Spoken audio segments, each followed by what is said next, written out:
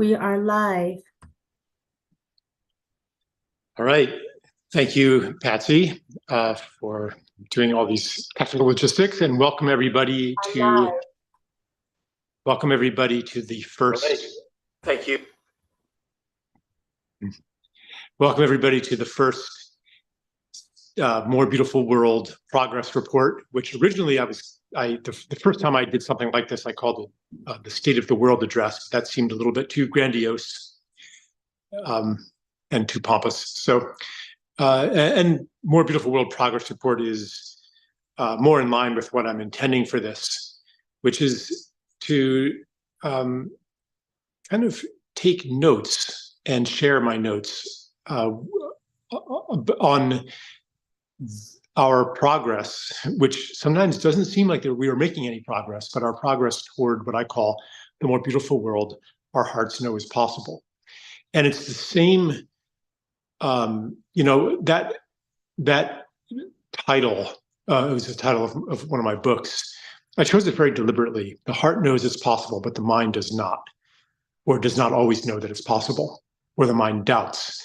And in those moments of doubt, we have to, if we're going to continue serving the emergence of that world, we have to trust the heart. And other times the heart and mind will be in alignment.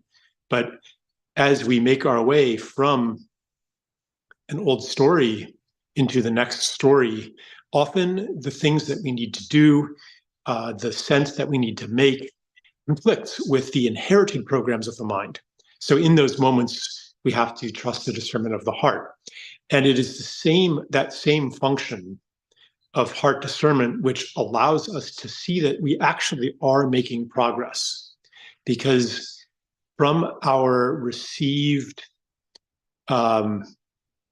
perceptual set, from our received ways of seeing the world, it looks very much like things are getting worse and worse, that we are making not progress toward a more beautiful world, but we are actually going the other direction.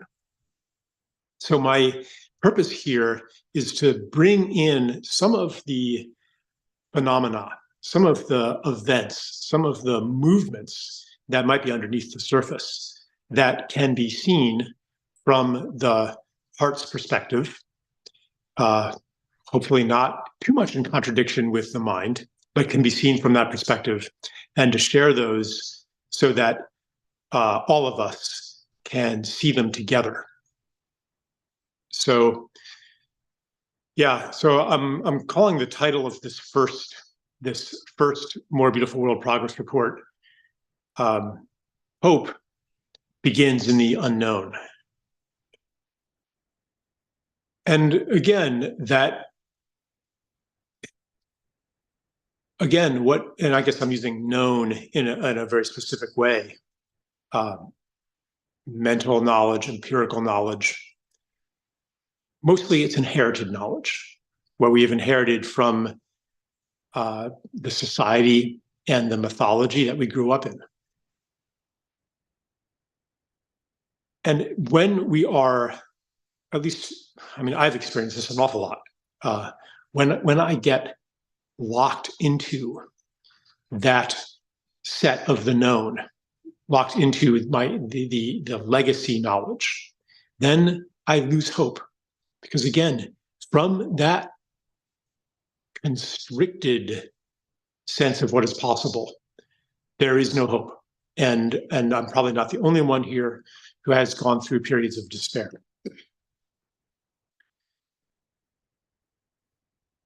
So I'd like to bring in a couple things, so in these broadcasts, I'm going to draw on things that are in the news and also things that are not in the news, either because they're happening just in a much smaller sphere, or because they are not deemed important enough to be in the news.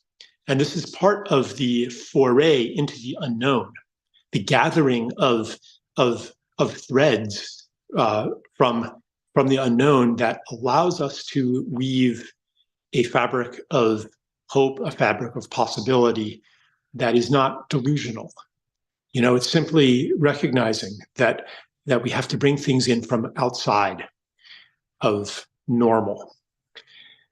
So the first thing I wanted to talk about, it's a conversation.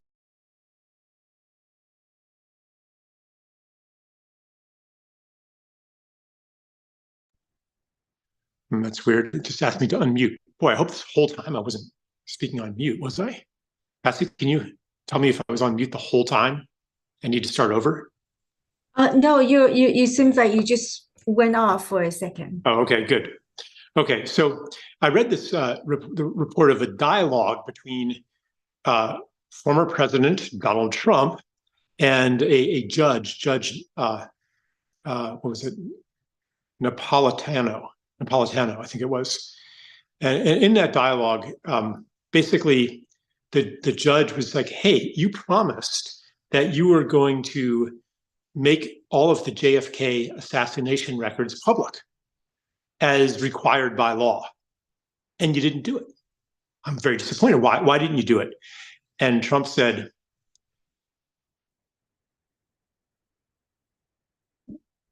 "If you had seen what they showed me, then you wouldn't have made them public either." And the judge was like, "Who is they? What do you mean they?" And Trump said, "I'll tell you another time when we're not on the phone with 15 other people listening." So this is one of the peeks behind the curtain that we get sometimes. Now, I don't know. I mean, I could speculate what was in those documents that is 60 years later, that is so sensitive that Donald Trump thinks that it is unfit for the American public to view. I mean, I could say a lot about, and not to be partisan here, Joe Biden also has not released the full JFK assassination documents. Okay, so we have basically a bipartisan contempt for democracy and contempt for the people. So 60 years later, what could be so sensitive that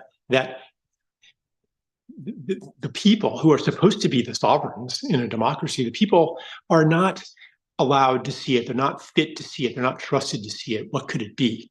And I could speculate on it, but I'm not going to do that right now because it's enough.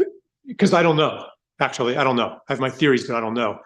But what we can know for sure is that there is something there. There is a layer of reality that is outside of public awareness. And I'm sure that that is not the only bit of reality outside the public awareness. Everybody knows this. What happened in 1963, I'm just going to go into this a little bit, was that the official story of the assassination was an obvious lie. Obvious. The whole thing, the lone gunman, the magic bullet, that went in and out and then hit somebody else, the assassination of the assassin on national TV before he could testify, his CIA background. I mean, there's whole books on this. It was an obvious lie. And on some level, nobody believed it. Nobody believed it. But to countenance the lie, to admit to yourself that you didn't believe it, was too much cognitive dissonance for people to handle. And so not everybody, but collectively, the public, decided that they would believe the lie. That opened up the doorway to believe 100, 1,000, 1,000,000 other lies. And it created not only a separation between and a breach of trust between the people and their government, but also within ourselves. And it is therefore, 60 years later, it's not, as our consciousness has grown, maybe, you don't know anything about this historical event, but the general consciousness of we are being lied to. There is something, another reality behind the curtains. I mean, it could be, I think in the last call I mentioned, UFO disclosure, things like that. That there is, but it doesn't have to be like this, conspiratorial, esoteric stuff. There's also the level of how to be healthy, and like this pretense that everything is okay when chronic disease, which used to afflict maybe 5-10% of the population, now affects more than half the people, every family.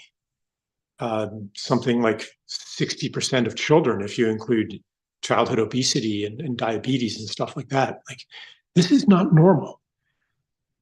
So we are in a time now, and this is part of the progress toward a more beautiful world. We are in a time where we start to look outside of what has been narrated to us as reality.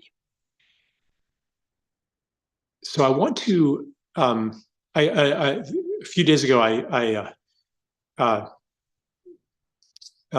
was at an event with a Kennedy event with, and one of the people on the panel with me was Zen Honeycutt, who shared a really beautiful story that I want to invite her on to share the story about her son, and as more of a positive example of what is, when we do look outside of the known, why I say that is where hope begins. But it doesn't end there. So, Patsy, if you can find Zen here. Hopefully she's on. Hi, Charles. Hi, everyone. Hey, Zen. Thanks so much for coming on. Thank you. It's an honor. Yeah. I appreciate it. Yes. So the story about my son, he was 9 years old, my son, Ben, and he had been struggling with food allergies for years. He had actually almost died from pecans in the stuffing on Thanksgiving. So we almost lost him. But at this time, he was 9 years old. He had been suffering with allergies, about 20 different allergies for about 4 years. And he was sitting at the breakfast table with his lips swollen, red, cracked. It looked like his mouth had been sucked on by a vacuum cleaner. And he looked at me forlornly and he said, "Mom, I wish all my allergies would go away." And I said, "Me too, buddy." But in my head, I was thinking, that's never going to happen, because the doctors had told me that with every exposure, his allergies would get worse and could eventually be life-threatening, especially the nut allergies. And then I realized what the voice in my head was saying. I was aware of it. And I said, wait a second, that's not empowering. I'm committed to being courageous and creative and a contribution in this world. And that voice is a victim voice. It's it's seeing my son as small. It's seeing myself as small. What if something else was possible?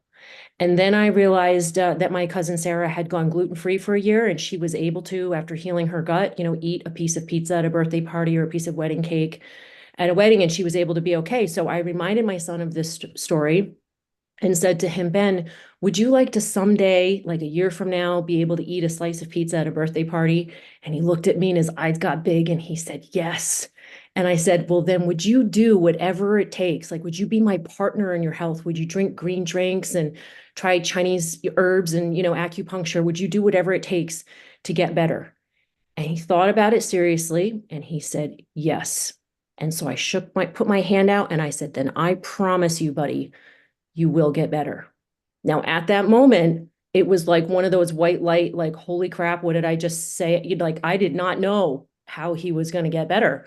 But I did know that if I made a promise to my son, right? When you make a promise to somebody, you step up, you take actions that you normally would never take. And that promise and that partnership created a new future that we could both envision, with him eating a slice of pizza at a birthday party a year from now, that we were in alignment with. And we did that. We researched GMOs and glyphosate, learned about the food supply. Within 4 months, that red line that was wrapped, around his mouth that usually lasted 2 weeks only lasted 2 days. And it was just a faint pink line under his lip when he was exposed to his allergens. And within a year of eating all organic, that was going non-GMO. And then with a year of going all organic, his allergies that were life-threatening at a 19 went down to a 0.2. And so he no longer has a life-threatening allergy anymore. I have peace of mind that is priceless, that my son will not die from food. And he has been our organic whole food plant-based diet advocate for, I think, 10 years now, and has not been to the doctor during that time once, except for, physical checkups for sports. Wow. So And mhm.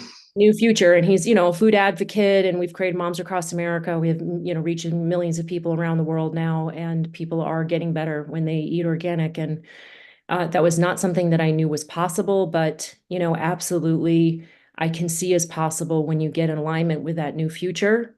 And when you make a promise to somebody and you step up and take actions and you create partnership. And that's what I see you're creating, Charles, with Mhm. with your work and with the Kennedy campaign. Yeah. Yeah. Thank you, Zen. That's, when you told him, when you made that promise to him, even though you didn't know how to get there, I'm sure that you would not have said it to him if you didn't believe it were possible on some level. Oh, I absolutely believed it was possible. Yes, but it Like, was where did you scary. access that? Where did you access that belief in that moment? Like, how did you know? Or how did you Because recognize? you know what? I had a moment where it was like, I don't care if I have to eat bird seed with my son, right? I am going to do whatever it takes to get my son better. And I'm going to do that in partnership with him. I realized we needed to do it together. I needed to step up and have some, commitment to him.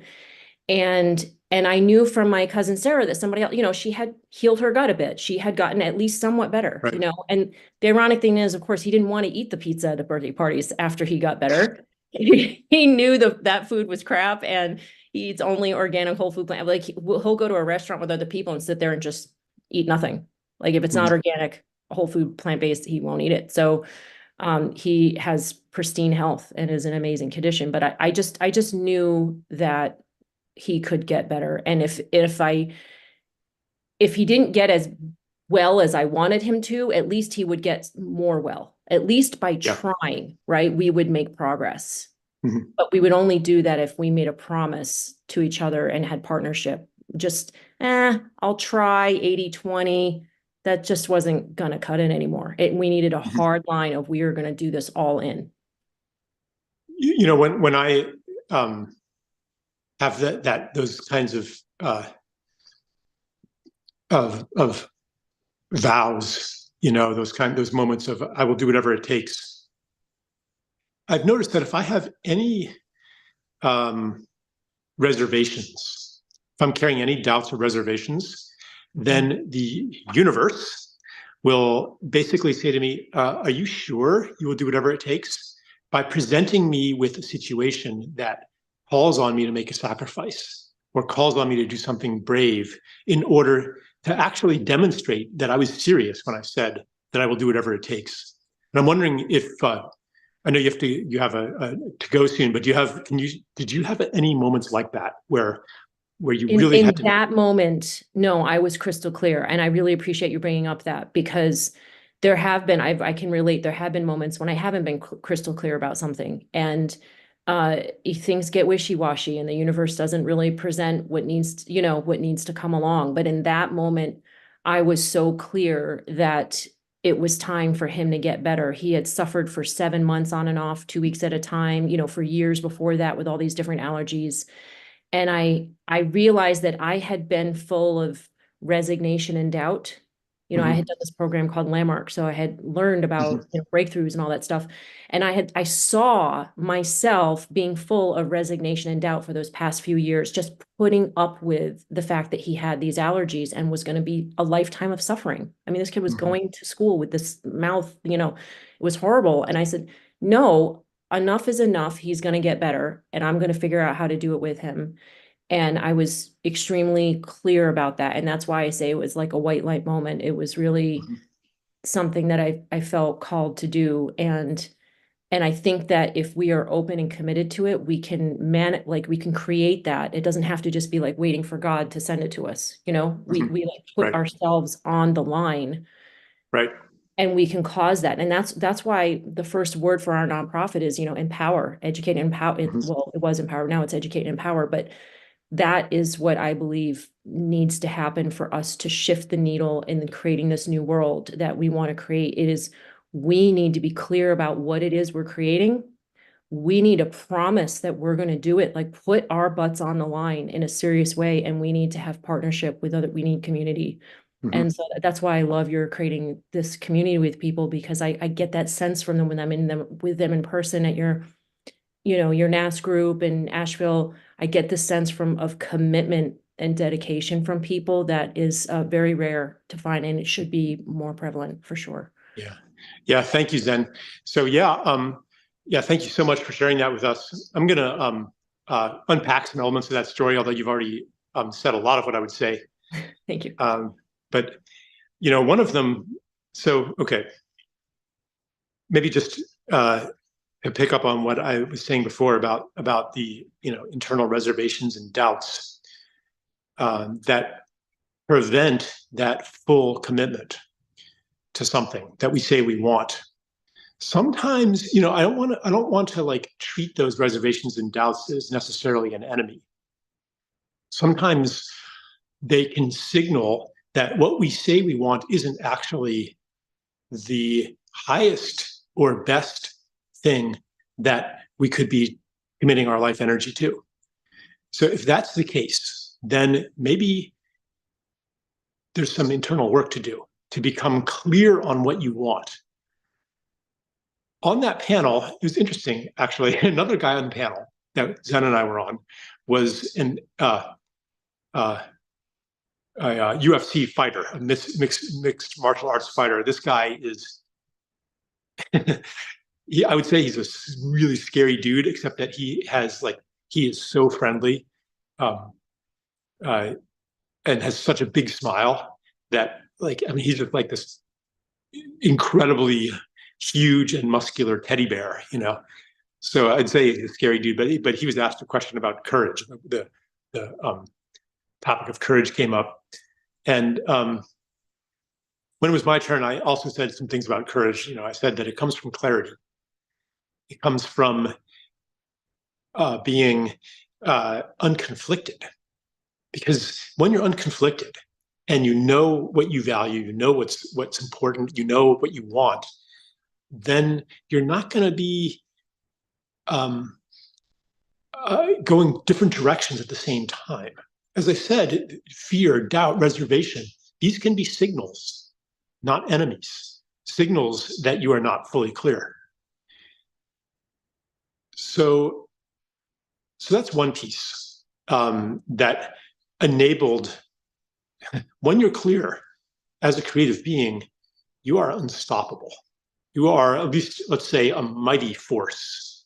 And when many people are clear and aligned, then it is an even mightier force. And so one of the things that we can do to return it to my first theme, of democracy, this is what democracy is. It is to collectively become clear on something that forges the people into an unstoppable force. Democracy is not something that gets allotted to us from the outside. It's not something that we can beg the authorities to grant us and hope that and appeal to them to relent in their nefarious projects and their censorship, and their corruption and their manipulation of the system for their own profit. Please stop doing that. No, that's not going to do it. We have to. It is to forge an agreement field and act upon that in clarity and coherency. That's what democracy is. It's a positive movement. So that's one thing that and Zen got the agreement. This was crucial. It got the agreement of her son Ben. And she knew to get that agreement before she went in as a rescuer to try to compensate for maybe his lack of commitment. So this is a kind of a preparatory stage. Why have we not been able to restore democracy or preserve democracy in this country? I think the preparatory stage of clarifying our desire, of of generating an agreement field. Like there's a lot in the way of that. A lot of these doubts and reservations and conflicts. And I'm not saying we have to, completely get clear before we even begin something, because it's more of a process. You think you know what you want, you try to achieve it, you find that you're getting in your own way, and that maybe sends you into an introspective process, and then you have a bit more clarity. It's not always like a light going off, like Zen described. Often it is more of a process. And it happens in a group too. So this is another aspect I wanted to bring up. She had to know on some level that what she had promised to her son is possible. How do you know something is possible that you have never seen? It's very hard when your entire reality has been in one enclosure, to know that there is anything outside of that enclosure. And that's why it is so important for us to share with each other. And this is one of the main functions that I want to establish on this platform. I didn't mention that these More Beautiful World reports are embedded in, I'm calling it the turning of the age. And now again, I'm like, that does sound a bit grandiose, but it's an online community with forums, and we'll have a discussion. People, we'll have discussion rooms after this, and Q&A, and we have, incubator for projects and all that kind of stuff. But one of the main intentions of this is to help each other know that there is something beyond, possibilities beyond what we have been able to see ourselves, because we have all been cast into the story, the society, the matrix of separation, the story of the separate self, the story of self versus other, the story of an objective reality separate from ourselves, the story of humans separate from nature.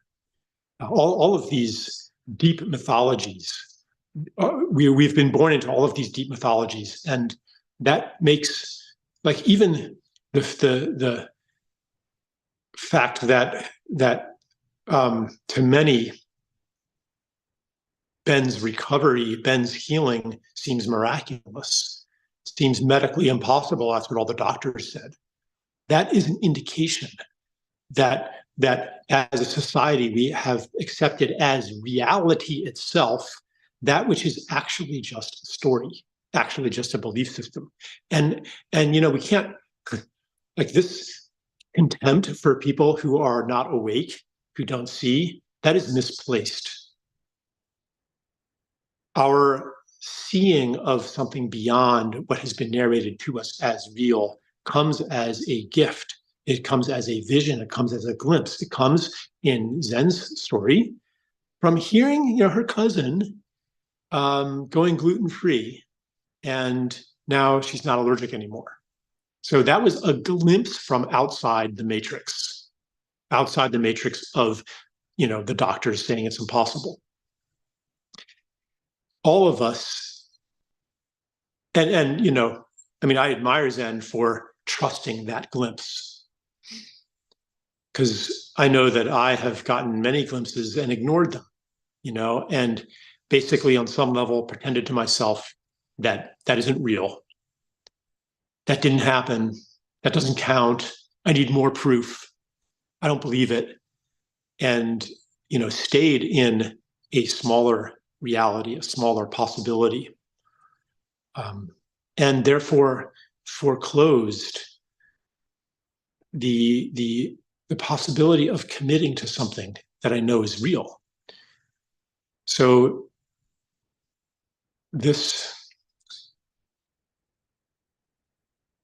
to even know what we want,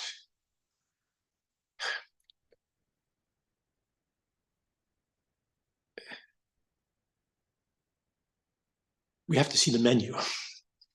We have to see the menu to choose the dish. And the menu that we are given conventionally is very narrow, limited menu.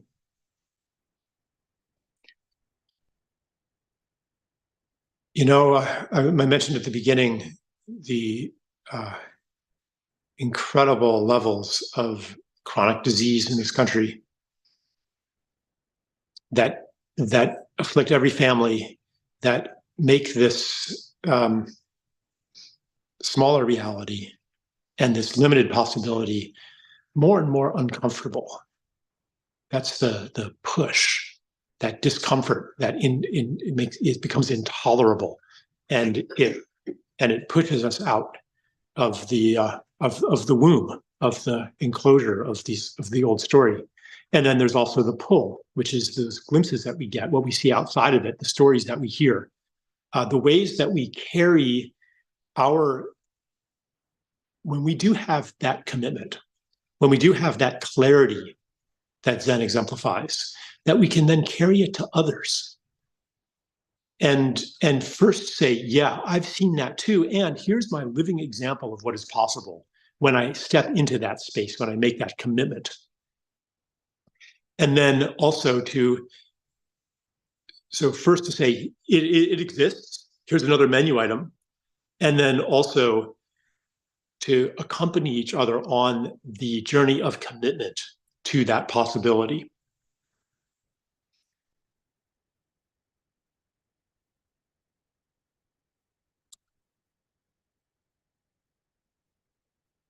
Because that was a key part. Like, I will do whatever it takes, is what Zen said. I will do whatever it takes. And those are not just words in the head. That corresponds to, I would even say, a physiological change. It is an act of self-transformation. It says, I will become the person who will do whatever it takes. And that change in the self is what actually, so contrary to the Cartesian story of an objective reality, self and other, inner and outer, all of us know that they are intimately connected. So when you have such a profound change in yourself, you also change the world. And things that were impossible become possible. And this gets very paradoxical. Things that were objectively truly impossible now become possible. Why? Because you are in a different reality. You have shapeshifted into a different cosmos almost. And how did you do that? You let go of who you had been and step into something else. So this is, I could link this to the global level too. Like, what about the possibility of peace?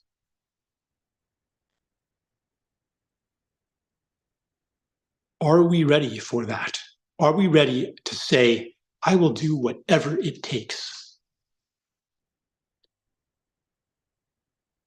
To be ready to do that, you have to know that it's possible. You have to see that it's possible.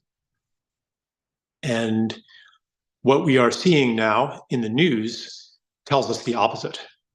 It is, the best case scenario is, like say in Gaza, well, it's a temporary ceasefire, and the possibility that I sense of joint stewardship of the three Abrahamic religions over the Holy Land in peace and love and mutual respect, mutual admiration even. That, to even say that sounds so naive. But I invoke it nonetheless because I know that it is possible.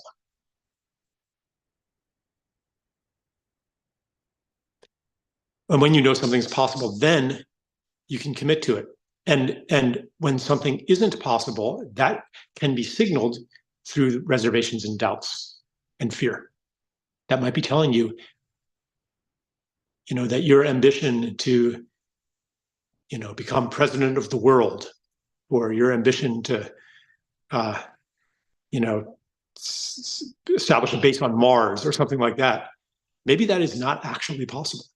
Maybe that vision is just the projection field of some kind of internal story, some kind of grandiosity, some desire to for respect, for love. Who knows? There could be all kinds of psychology going there. And then the other thing I want to draw out of Zen's story is that moment where she said, enough, that kind of preceded her commitment. Enough. Enough. And I'm sure that many of you, as I do, look at the world, look at all that's happening, and we say, enough. Enough of the division, enough of the pollution, enough of the destruction of rainforests, enough of the slaughter, enough of the squandering of our energy and resources and attention. Enough. The no precedes the yes.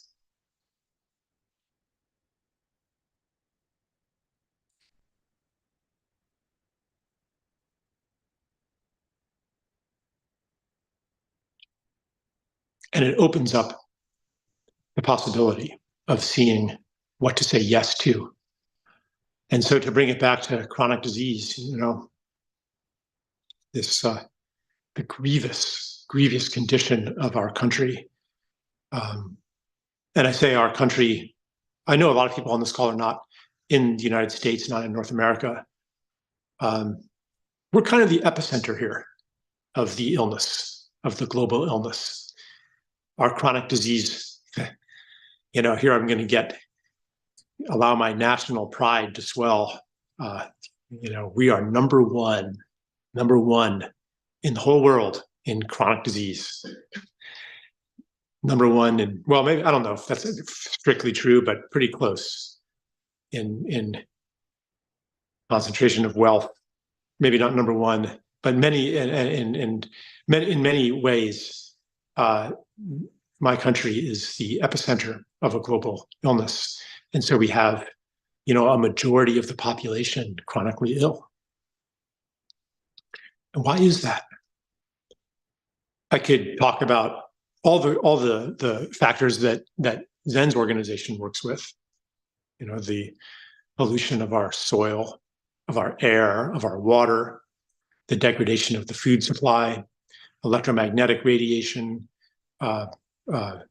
pharmaceutical drugs injected and fed to people, throughout their entire lives. There's many, trauma, despair, loss of meaning, addiction. There's so much on that level. On a deeper level, the chronic disease epidemic is caused by neglect of ourselves, neglect of each other, and the turning of our attention toward conquest, toward domination, toward expansion, to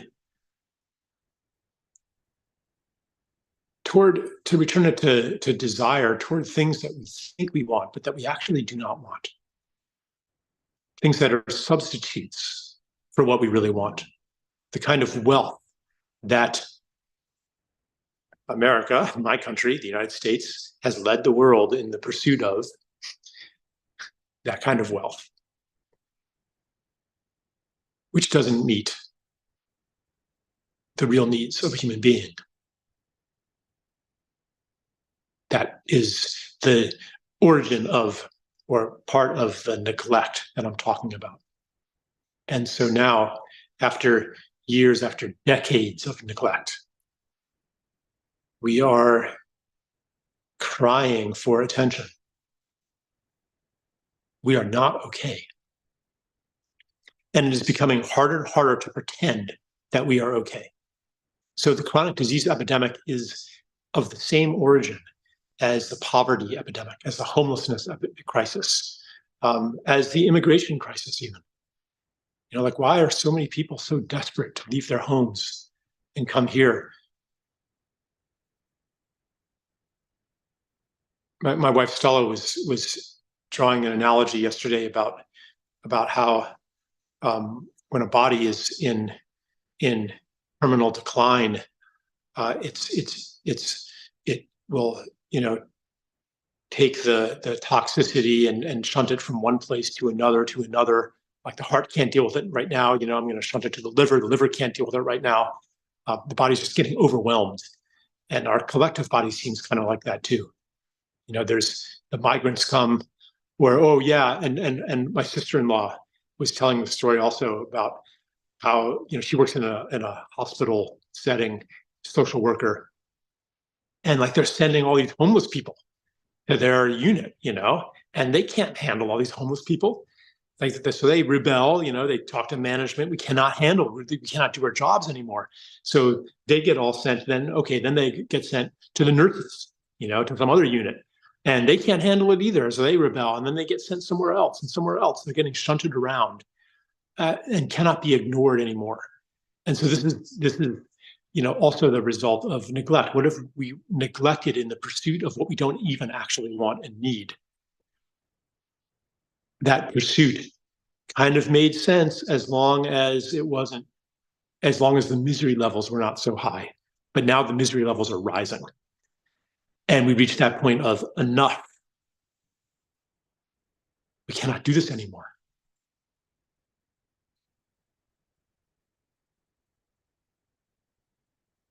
It's still hideable for a lot of people. You go out, you see people driving in their cars. It's not obvious the amount of suffering behind those windows. You drive through a neighborhood, it's not obvious the amount of suffering in those houses behind those doors. Walk through the airport or a train station, shopping mall, it's not obvious the amount of suffering behind those faces. All these brave people doing their best. Heroic. Each one of those people is life. Powerful, resilient. But when you start to look with those eyes, the eyes of what is in that realm of the unknown, what is in the realm of what we do not see, you start to see it. You start to see the suffering. You start to notice people walking in a way that, oh yeah, that person has a debilitating back pain. You start to, someone's rude to you in the checkout line. You're like, oh, you start to see, oh, that, who knows? Their teenager is cutting themselves. There's some pain there. And that, the more that we are able to see that, and it's the same heart function that I spoke of at the beginning, that also allows us to see the beauty and the possibility. It's the same one that allows us to see the suffering. They all come together. The no and the yes. And so we begin to see these things, and it stirs our compassion. And the compassion stirs in anger. You can hear it in enough. Anger, like fear, is not a bad emotion. It enforces a boundary. It expels. It says, no, enough.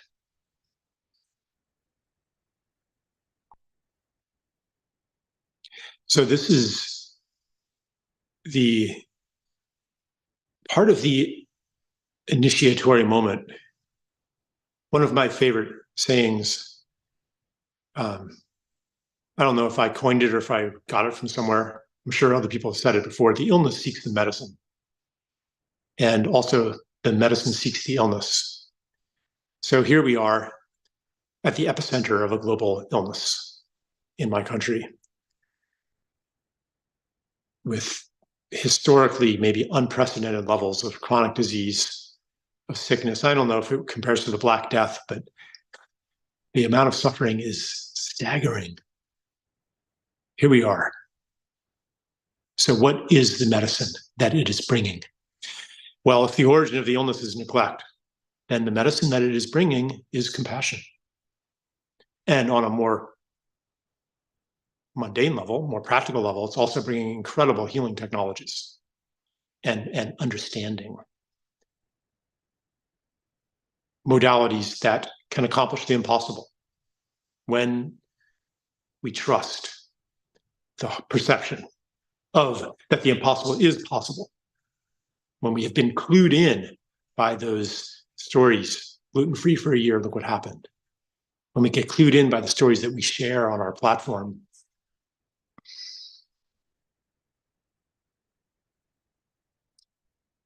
and commit to it, then they become possible. And that anger then has somewhere to go, somewhere constructive. So, neglect, the illness, brings compassion, the medicine, which is ironic, that that might be the future of American leadership. Healing, not the kind of leadership that is imposed by force, kind of the reverse of what this country's conception of itself has been, the hero nation, imposing order on the world. No, this comes from the humiliation of that is born from our current condition.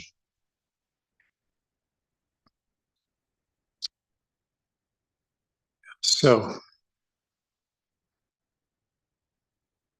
just going to pause for a moment here, see if there's any other threads I want to pick up, and then maybe bring it back home.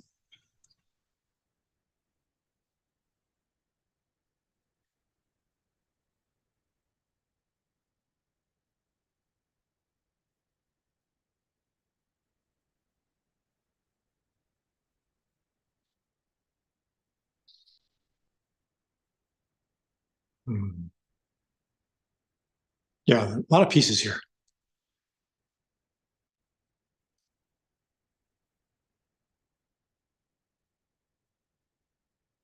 Starting with the anguish, the compassion, the child with the swollen lips, and the things that we're seeing in the world, and the moment of enough, and then the commitment, I will do whatever it takes, then the establishing of an agreement, and then the search guided by the intuition of a possibility, all of those things. And so I would invite you now to just join me in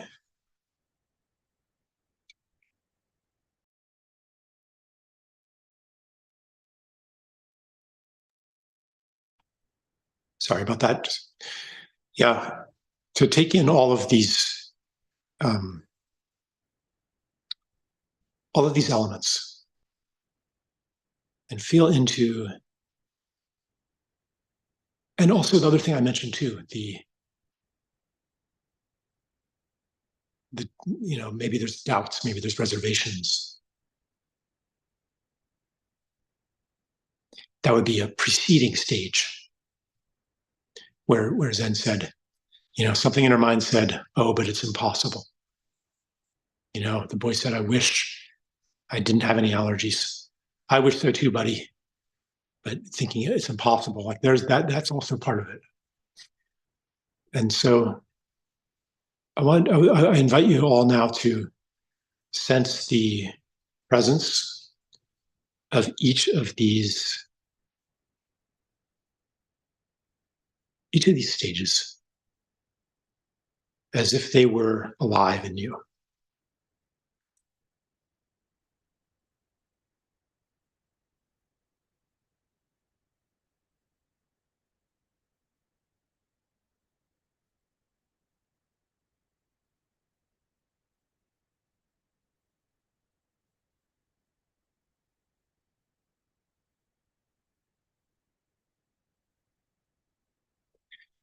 And which one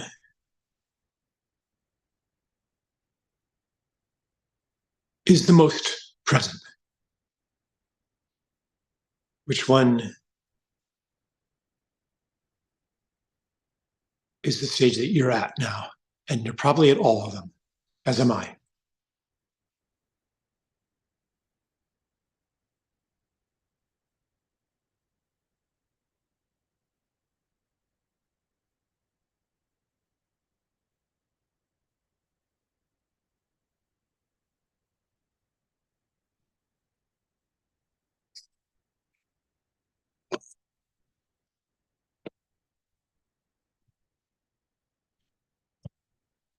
Excuse me a second. I'm just going to switch my environment momentarily.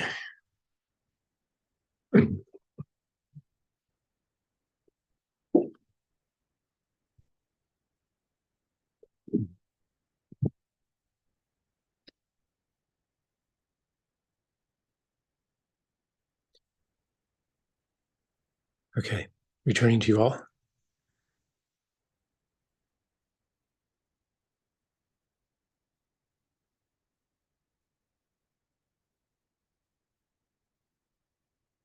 I'm just going to switch gears here because, I was feeling actually some trouble in myself. I thought, yeah, I want to give space and welcome to that too. Because even though the story that Zen told us was rather heroic, like a light bulb going off, crystal clear, we're not always in that place. And striving to emulate that heroism will not take us there. The process is much more gentle than that.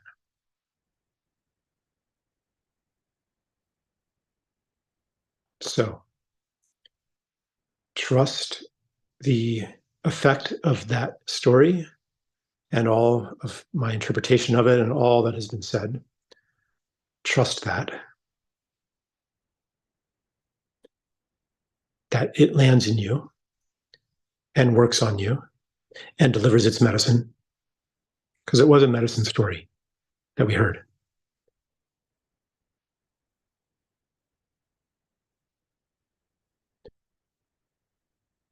And know in this moment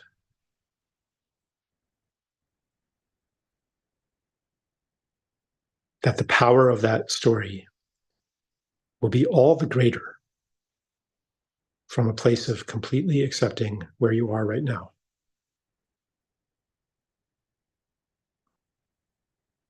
Even if it is a place where you have doubts, confusion, fear, despair.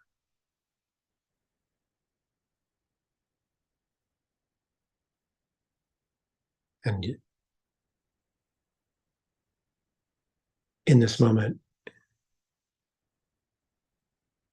with your eyes closed,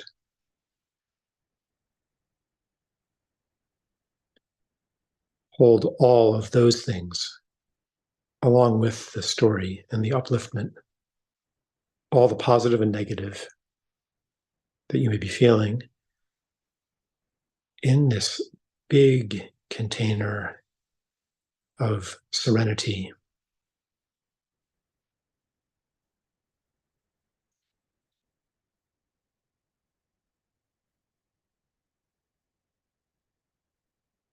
And in this quiet, you can sense what I call the more beautiful world our hearts know is possible.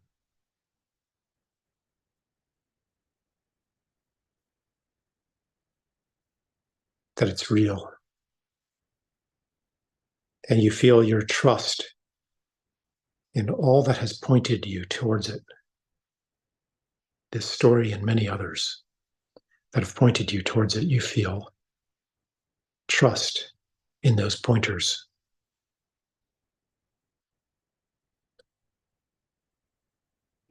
And you understand that your steps will take you towards there, that you will recognize what those steps are.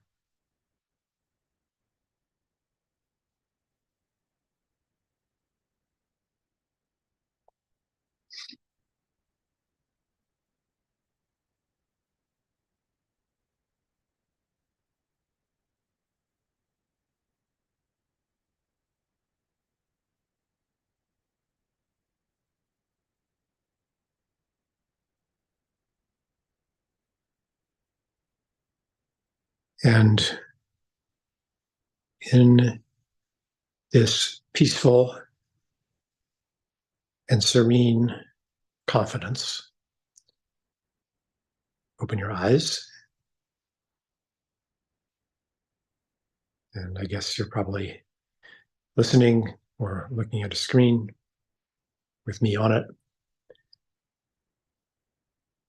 And I now will thank you. Before I turn you over to Patsy, I will thank you for your time and attention and spending this hour of your day. And I really look forward to continuing this journey and supporting and developing this community of mutual support, and exercising the group function and the agreement field of the clarity and commitment that we've talked about today. And so turning you over now to my amazing and beautiful former wife, Patsy, for some announcements about our discussion. There's discussion rooms and stuff. Patsy, why don't you just tell us about that? Okay, yes. Immediately after this Zoom call, Amanda Kirschbaum is hosting a discussion group. So welcome you to join, and you can find in the event post. And also I want to mention that so this will be a general format of the Turning of the World program on the platform, that Charles will give a More Beautiful World progress report once a month, and immediately a week later, hopefully on the same day, he will host a discussion and reflection and like a workshop type of Zoom call, very interactive. And so that is an invitation for you to take this this week, the report, what is shared, and to like deeply introspect and weave into your life, so you can come to participate in this Zoom call.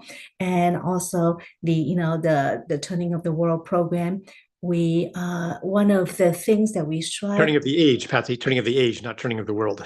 Turning of the age. Yeah, Turning of the age program. Well, add some humor here. That's my role, gestures. And that we are striving to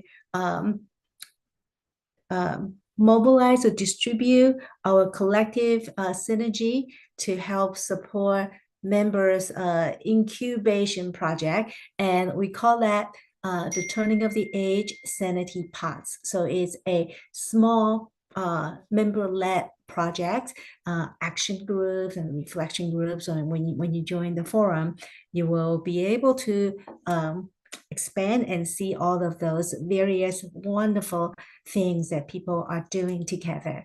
So I think that's it for now. And our next discussion group that led by Charles is not going to be a week from now, because we want to give some time for people who are viewing this on YouTube, have the time to join us. So it will be scheduled on the last Saturday of this month. Yes, last Saturday of this month. And mark your calendar. Thank you. And that's it for now. Charles, for me. Are you? Yep. Thanks, Patsy. Hopefully we'll see you all then, or if not, then next month. Yes. See you. Bye. Bye.